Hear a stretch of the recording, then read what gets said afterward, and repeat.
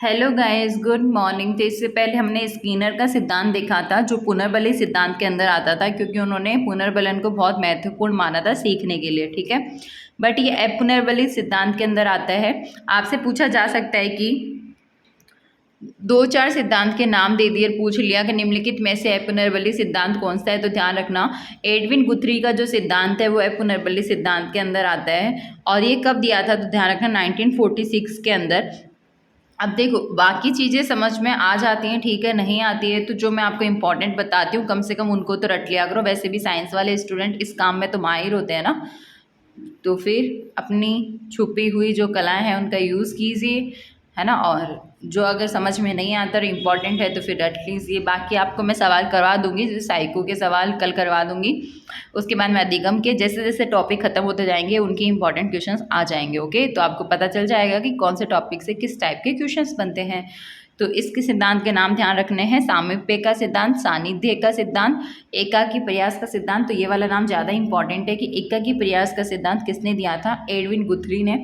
ठीक है, इसके अलावा इन्होंने जो प्रयोग है वो बिल्ली पर किए थे। देखो, आज एग्जाम्पल ओनली बहुत कम लेंगे, क्योंकि क्या है ना, एक बच्चे का कमेंट बड़ा अच्छा था, मैम समझ तो इतना कुछ नहीं आया पर सुनकर अच्छा लगा। तो जॉक्स क्रिएट करने का आज कोई मूड नहीं है। ठीक है, आज सिर्फ पढ़ाई की बात करेंगे।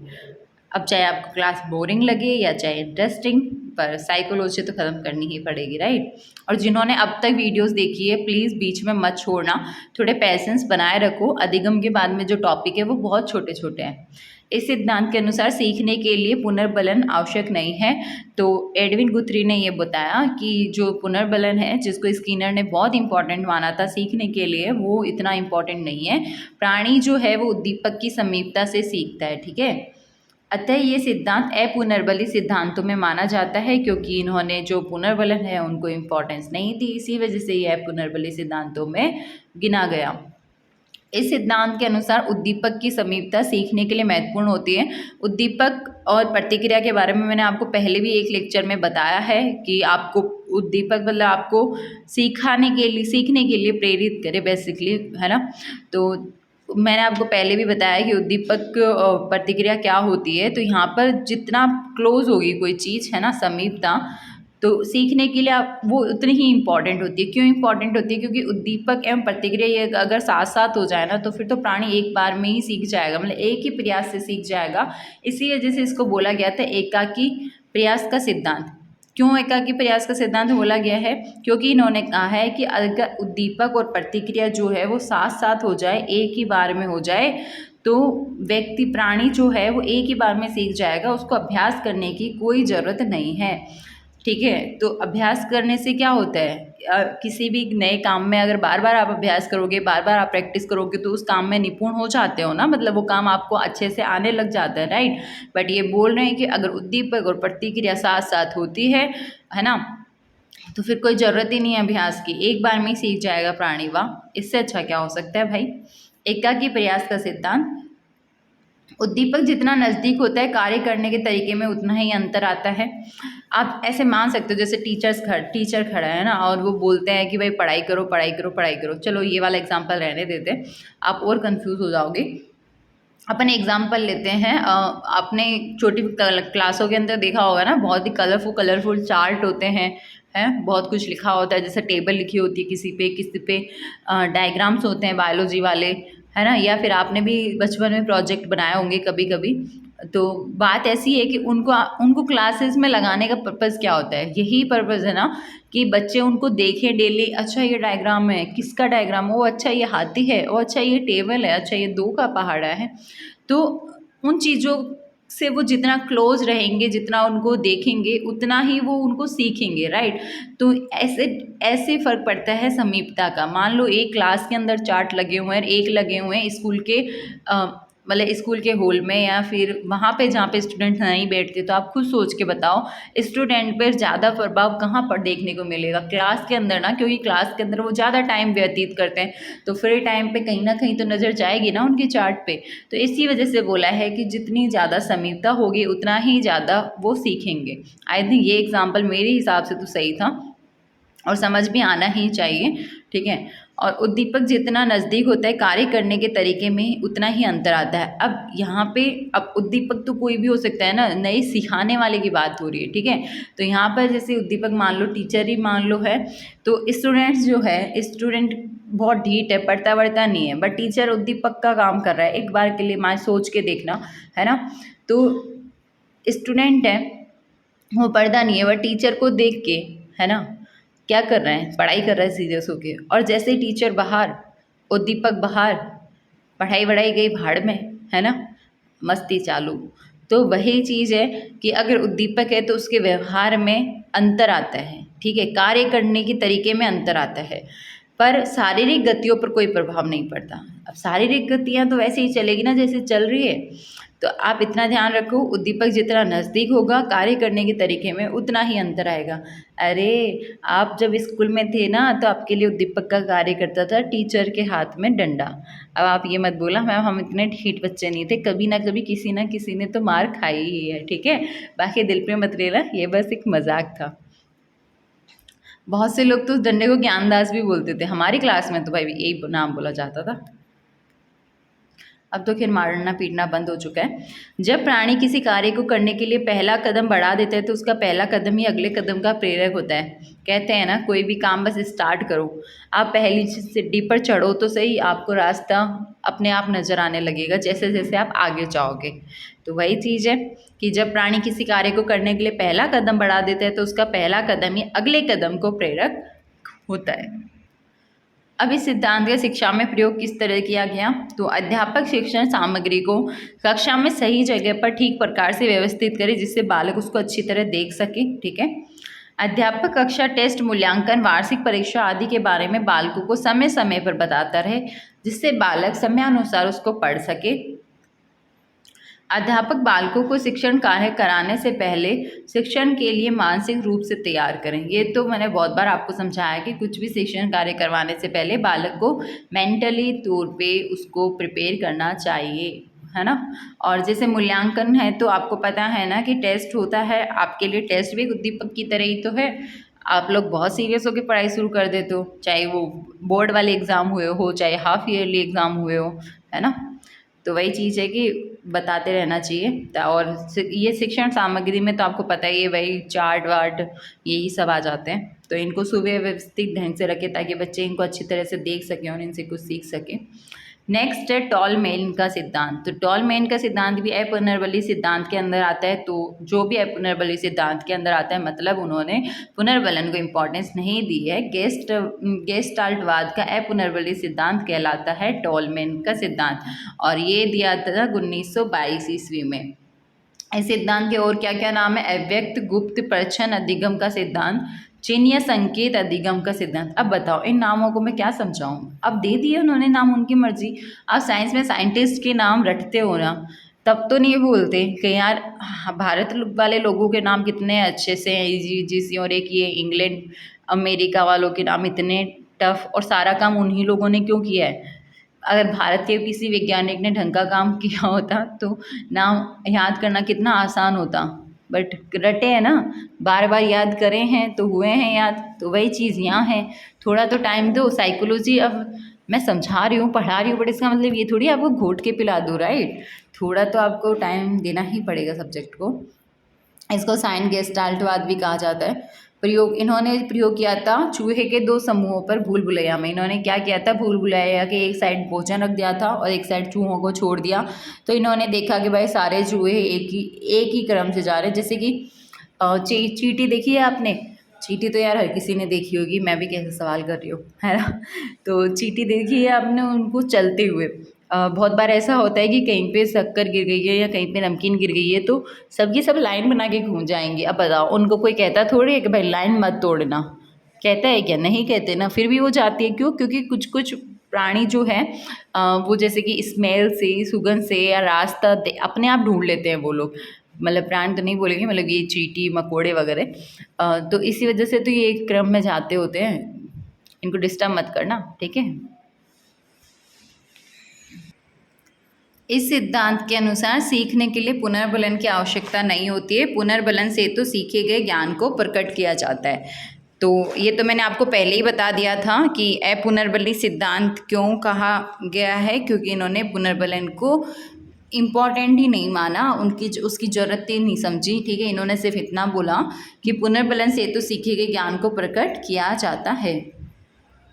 इस सिद्धांत में सीखने के लिए पुनर्बलन को नहीं माना था। ये सिद्धांत गेस्टाल्टवाद का पुनर्बली सिद्धांत है। तो ये मैंने आपको पहले ही बता दिया और ये इम्पॉर्टेंट भी है कि गेस्टाल्टवाद का पुनर्बली सिद्धांत कौन सा है। ठीक है, इस सिद्धांत के अनुसार जब प्राणी सीखता है, क्रियाएं करता है, तो उस समय वातावरणीय चिन्ह, संकेत, गंध, स्पर्श आदि आते हैं। इनसे प्राणी मानस चित्रण बना लेता है। तो देखो, अभी मैंने आपको बहुत अच्छा एग्जाम्पल दिया था कि चींटियां जब चलती हैं तो आपने देखा होगा एक रो बना के चलती है, एक लाइन से चलती है। ठीक है, तो उनको कोई कहता थोड़ी है, बट एक वो है कि एक आगे गया तो उसके बाद में वो चिन्ह, संकेत, गंध या इस पर ऐसा कुछ श्रावित करते हैं। ऐसा कुछ होता है कि यार अगले वाले को पता चलता है कि इसी रास्ते पे जाना है। ठीक है, तो ये साइन है और इसकी वजह से वो प्राणी क्या करते हैं, मानस चित्र बना लेते हैं, जिसको कॉग्निटिव मैप भी बोला जाता है।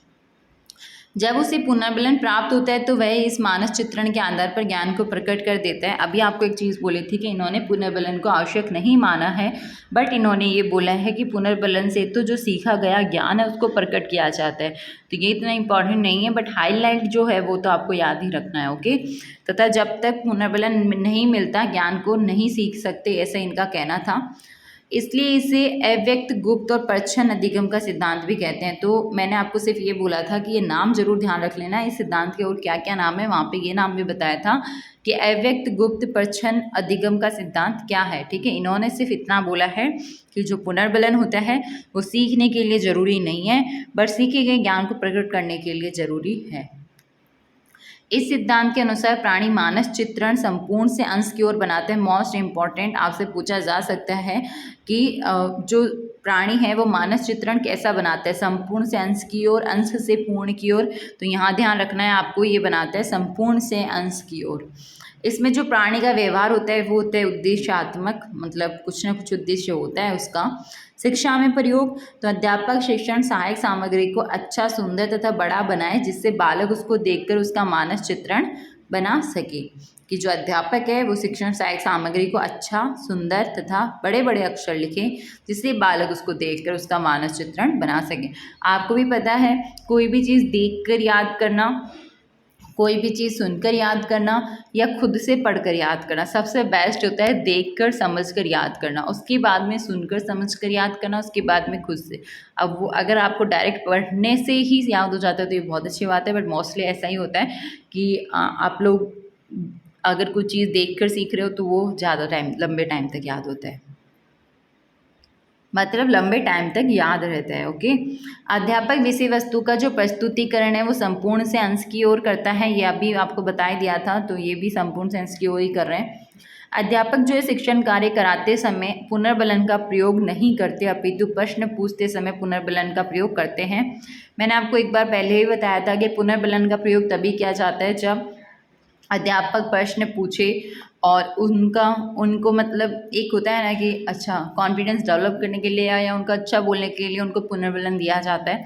जो लोग बीएड के इंटर्नशिप के लिए फाइल बनाते हैं भाई उनको पता होगा अच्छे से, बट जिनको नहीं पता आप सिर्फ इतना ध्यान रखो कि पुनर्बलन जो है वो शिक्षण अध्यापक कब यूज़ में लेता है, आपसे ऐसे पूछा जा सकता है। और ऑप्शन हो सकते हैं शिक्षण कार्य के लिए या फिर शिक्षण सहायक सामग्री में या फिर शिक्षण कराते समय प्रश्न पूछते टाइम। तो ध्यान रखना है प्रश्न पूछते टाइम ही पुनर्बलन का यूज़ होता है।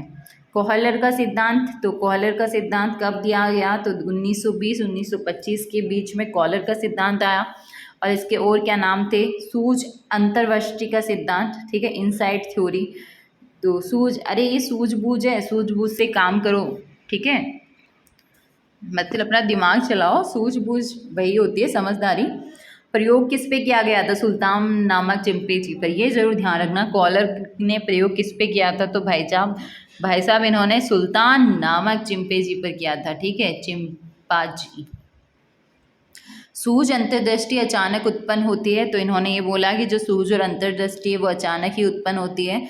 सूझ अंतर्दृष्टि उच्च मानसिक योग्यता के प्राणियों में पाई जाती है। सूझ उच्च बौद्धिक मानसिक योग्यताओं में पाई जाती है। तो इन्होंने सिर्फ इतना बोला कि जो सूझ वाली बात है अभी आगे जाके और अच्छे से एक्सप्लेन कर दूंगी कि जब कोई समस्या आती है आपके सामने तो आप उसको अपनी बुद्धि से सोच समझ के हल करते हो, राइट, वही सूझ है। अब ऑब्वियस है वो अचानक ही उत्पन्न होती है, क्योंकि समस्या भी तो अचानक ही उत्पन्न होती है। पहले कह के थोड़ी आती है कि भाई मैं आ रही हूँ तो तब तक सोच ले, ऐसा कुछ नहीं होता, सब कुछ अचानक होता है। और ये इन्होंने ये बोला कि जो उच्च मानसिक योग्यता के प्राणी है ना उन्हीं में ही ये समझ पाई जाती है। जैसे जानवर है तो वो जानवर क्यों, उनमें इतना सोच समझ नहीं सकते, बट इंसानों में सूझबूझ होती है। वो अपना दिमाग यूज़ करके बहुत अच्छे से किसी भी समस्या का हल निकाल सकते हैं, आपको भी पता है ये चीज़। तो उच्च मानसिक योग्यता के प्राणियों में ही ये पाई जाती है।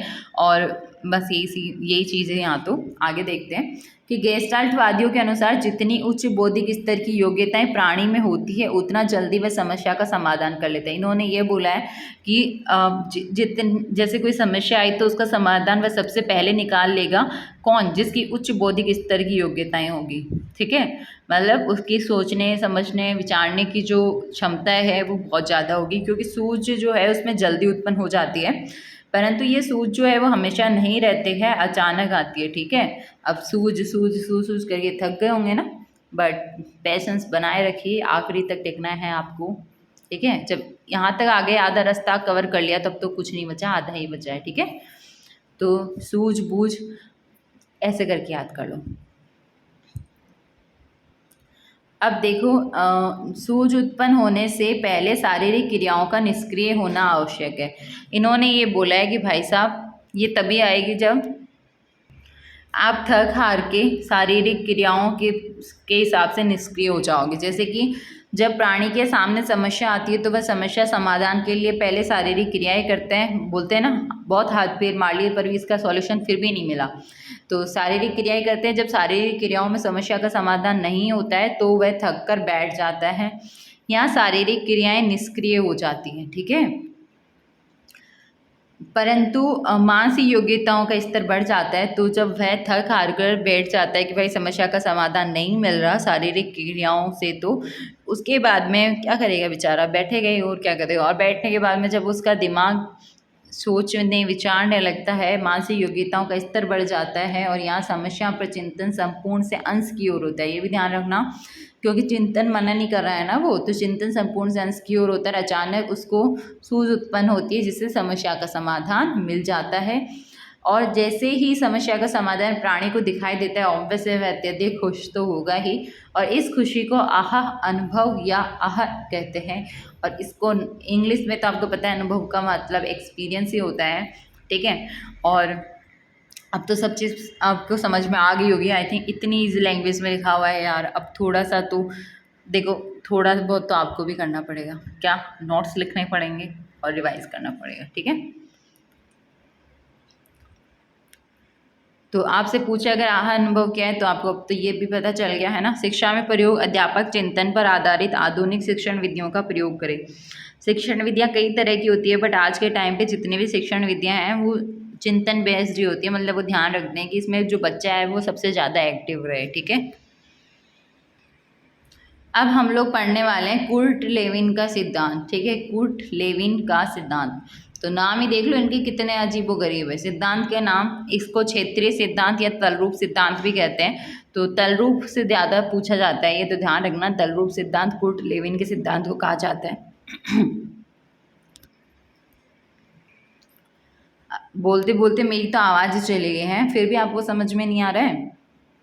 तो देखो इन्होंने ये बताया था कि एक बाहरी खोल होता है, वहाँ पर मतलब जो मस्तिष्क है वहाँ पे बाहरी खोल होता है जहाँ पे बहुत सारे कारक होते हैं। जैसे कोई सोच रहा RIS बनूँ, IAS बनूँ, सेकंड ग्रेड की तैयारी करूँ, सामाजिक कुछ पढ़ाऊँ, धार्मिक पढ़ाऊँ, युद्ध में पार्टिसिपेट करूँ, है ना, आर्थिक कैसे करूँ, राजनीतिक, तो एक बार कन्फ्यूजन जैसा सीन होता है। तो आपको भी पता है कि अगर किसी ने साइंस भी ली वो कभी ना कभी यही सोचता है मैंने साइंस क्यों ली, आर्ट्स क्यों नहीं ली, आर्ट्स में तो वैकेंसीज ज़्यादा आती हैं।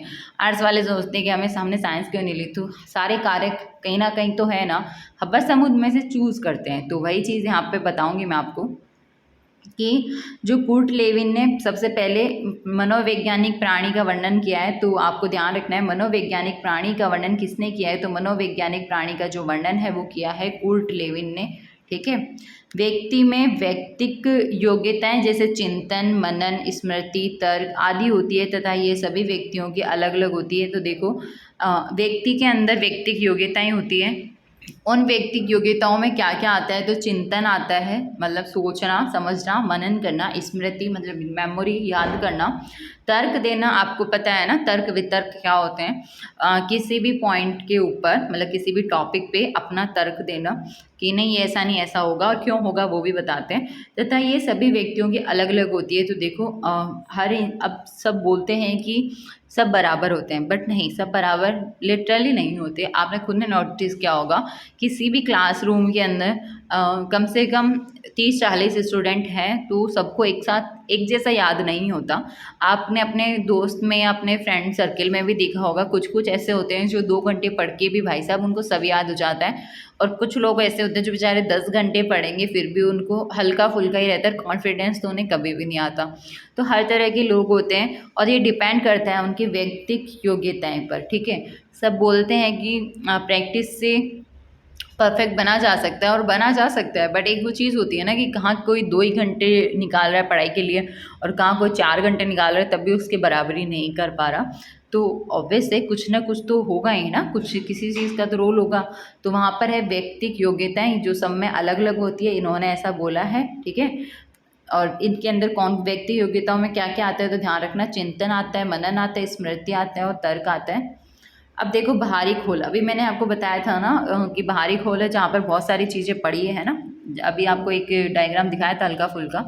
तो बाहरी खोल में सभी प्रकार के कारक उपस्थित होते हैं। प्रत्येक प्राणी अपनी क्षमता, योग्यता, स्तर आदि के अनुसार विदेशी होल में पड़े हुए विभिन्न कारकों में से ग्रहण करके तथा समाज द्वारा वातावरण दिया जाता है। तो देखो अभी मैंने आपको एक बताया था कि बाहरी खोल के अंदर मान लो किसी के दिमाग में आ रहा है मैं RS बनूँ, किसी दिमाग में आ रहा है IAS बनूँ, किसी के दिमाग में मैं सेकंड ग्रेड टीचर बनना चाहता हूँ, मैं फर्स्ट ग्रेड टीचर बनना चाहता हूँ, मैं ये करना चाहता हूँ, मैं वो करना चाहता हूँ, मैं ये करूँ या वो करूँ, है ना। वही वाला कन्फ्यूज़न चलता रहता है। 12th के बाद जब आप लोग 10th के बाद 11th में आते हो तो बहुत जने यार मैं क्या सब्जेक्ट लूँ, क्योंकि सब कुछ तो आगे सोच समझ कर ही लेना पड़ता है ना कि मेरा किस में इंटरेस्ट है, मैं पॉलिटिक्स में जाऊँ या फिर मैं डॉक्टर बनूँ। तो ये सब चीज़ें ना कहाँ पड़ी हैं? ये बाहरी खोल में पड़ी हुई रहती हैं। बहुत सारे कारक उपस्थित है, सारे ही कारक है जो आपके थॉट्स प्रोसेस में आए, बट प्रत्येक प्राणी अपनी क्षमता योग्यता के अनुसार, मतलब उसको लगे कि मैं ये कर सकता हूँ, मैं डॉक्टर पढ़ाई करूँगा तो मैं सिलेक्शन ले लूँगा, मेरे से ये नहीं होगा, आई थिंक मेरे को इंटरेस्ट नहीं है, मेरे को इंजीनियरिंग करनी चाहिए, तो वो कुछ ना कुछ उसमें से चूज़ करता है किसके अकॉर्डिंग, अपनी क्षमता योग्यता के अनुसार, उसी हिसाब से पढ़ाई करता है, उसी हिसाब से अपने एम को अचीव करता है। अब जैसे बहुत से लोग हैं हम तो RS IAS ही बनेंगे, है उनका ड्रीम, उनको लगता है कि हम में है वो कैपेबिलिटी, हम कर सकते हैं, ठीक है। बहुत जनों का ऐसा होता है हमारा इंटरेस्ट नहीं है, हम कुछ और करेंगे। तो सबका अपना अपना होता है और सब अपनी अपनी योग्यता स्तर के अनुसार, है ना, उनको चूज़ करते हैं, ठीक है। कहाँ पे? बाहरी खोल में पड़े हुए पिंड में से, ठीक है। विभिन्न कारक होते हैं, उनमें से अपने क्षमता के अनुसार छांट लिया कि भाई हमारे लिए ये परफेक्ट है, ये ठीक है, हम यही करेंगे, ठीक है। और इसके अलावा फिर क्या होता है, समाज द्वारा उनको उसी लेवल का वातावरण भी दिया जाता है। जैसे अब इस आपने साइंस ली तो ऑब्वियस है साइंस वाले स्कूल में ही जाओगे ना, वहाँ पे आपको टीचर साइंस ही पढ़ाएंगे ना, आर्ट्स थोड़ी पढ़ाएंगे, तो वो आपको वातावरण ही तो मिल रहा है। तो वही एक है, एक बार और रीड कर देती हूँ ताकि आपके दिमाग में अच्छे से बैठ जाए ये चीज़ कि बाहरी खोल में सभी प्रकार के कारक उपस्थित रहते हैं। प्रत्येक प्राणी अपनी क्षमता, योग्यता, स्तर के आदि के अनुसार विदेशी होल में पड़े हुए पिंड मतलब विदेशी होल में पिंड पड़े हुए होते हैं, विभिन्न कारकों में से ग्रहण करते हैं तथा समाज द्वारा वातावरण दिया जाता है। मतलब विदेशी होल में बहुत सारे पिंड पड़े हैं यार, ये विदेशी होल मान लो इसमें सारे पिंड पड़े हैं कि क्या करूँ क्या ना करूँ, है ना, और अपनी योग्यता के अनुसार भाई मुझे तो यही पसंद है, मैं तो आगे चल के डॉक्टर ही बनूंगा, बस सेलेक्टेड, ये काम होता है यहाँ पे। व्यक्ति कार्य करता है ये उसका जीवन स्थान कहलाता है। तो जो व्यक्ति जहाँ कार्य करता है वो जीवन स्थान कहलाता है। जितने क्षेत्रों में जितने कारकों को तो जितने क्षेत्रों में जितने कारकों को ग्रहण करके व्यक्ति कार्य करता है उतने ही उसके जीवन स्थान, सीखने का अनुभव आदि बढ़ जाता है। मतलब बोलते भी है ना आदमी को हर फील्ड में थोड़ा एक्सपीरियंस होना चाहिए। क्यों? क्योंकि अगर एक काम ना चले या एक अगर आप लोगों ने मान लो एक ही चीज़ लेके पकड़ कर बैठ गए और आगे चल के अगर सक्सेस नहीं हुए तो तो बेटर है ना दूसरा ऑप्शन। आजकल तो बहुत सारे बच्चे ऐसे हैं जो नीट की तैयारी करेंगे बट फिर भी बीएससी में एडमिशन ले लेते हैं एज ए ऑप्शन, कि अगर इधर बाई चांस में रहा कुछ भी मेहनत करने के बाद तो भी क्या है इधर साल तो बचेगी ना। तो ये स्मार्ट वर्क वाला सीन है ना। तो कई कारकों को ग्रहण करके व्यक्ति कार्य करता है, उतने ही उसके जीवन स्थान, सीखने के अनुभव आदि बढ़ जाते हैं। यही व्यक्ति का कार्य करने का क्षेत्र कहलाता है। बहुत से लोगों के पास जॉब है फिर भी वो पार्ट टाइम करना चाहते हैं। अब बहुत से लोगों के पास में गवर्नमेंट जॉब है फिर भी उन्होंने यूट्यूब को पार्ट टाइम बना रखा है।